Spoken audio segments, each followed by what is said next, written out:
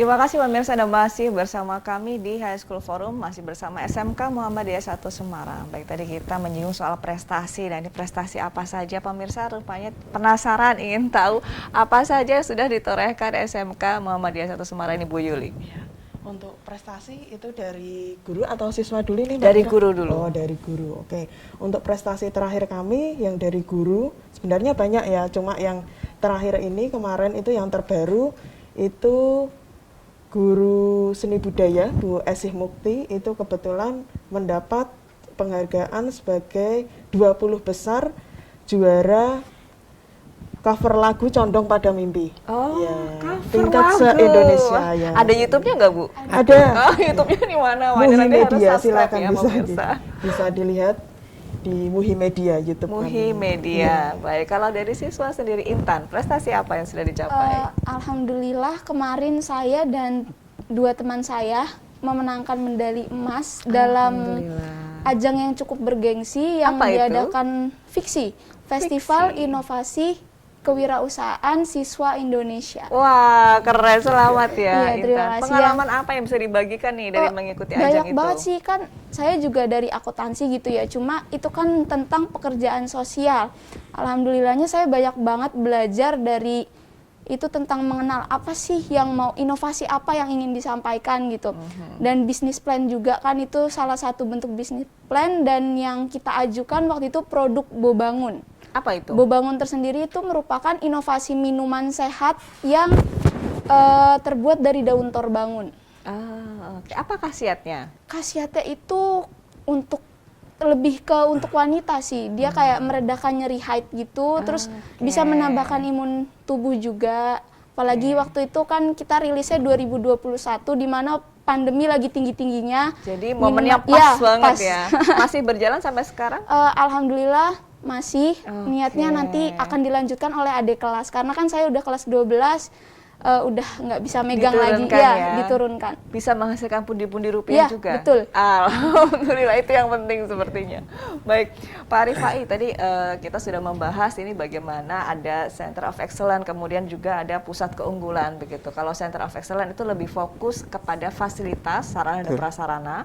Kalau pusat keunggulan itu lebih fokus ke SDM. Nah, ini bagaimana untuk meningkatkan SDM ini sendiri, Pak Rifai? Iya.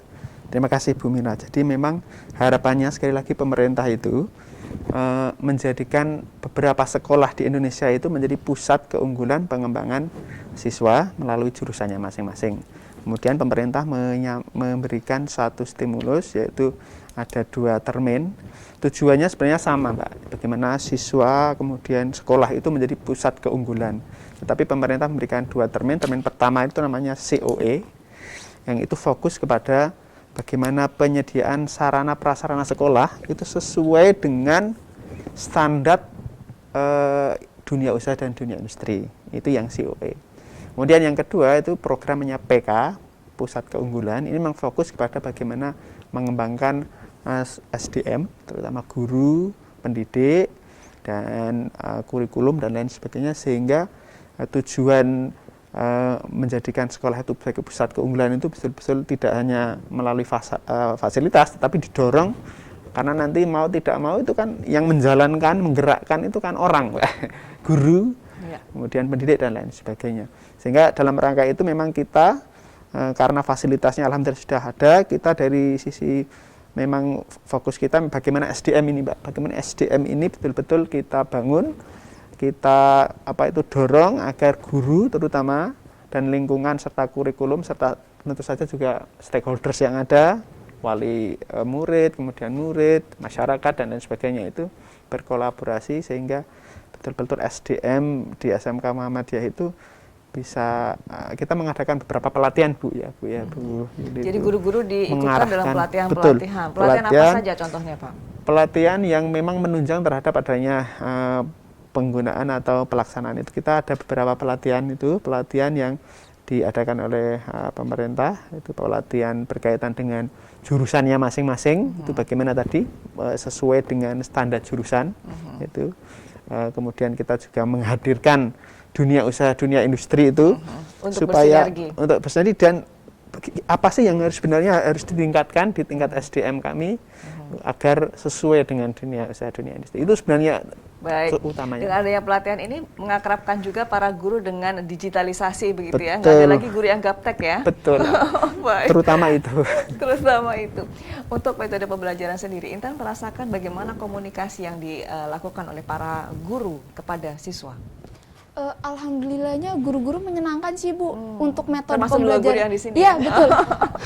Dalam metode pembelajaran juga jadi kayak nggak yang cuma mengajar aja, tapi guru-guru juga ikut membimbing dari awal pembelajaran sampai akhir. Jadi kayak nggak yang datang-datang ngasih tugas terus ya udah ditinggal aja siswanya, tapi nggak. Tapi benar-benar diajarkan ini paham nggak. Kalau nggak paham ya nanti didiskusikan lagi. Jadi adanya interaksi antar guru Komunikasinya dengan dua arah ya. timbal Begitu balik. membuat siswa merasa Ya, nyaman. betul. Kemudian adanya inovasi-inovasi, apakah Intan juga sering diajarkan menggunakan video-video yang kekinian gitu? Iya, walaupun aku dari jurusan akuntansi gitu ya, itu juga kadang beberapa siswa diikut sertakan dalam podcast yang dibuat. Podcast. Iya, kita ada Oke, ada ada agenda podcastnya, podcast Bang, juga podcast. di SMK kita.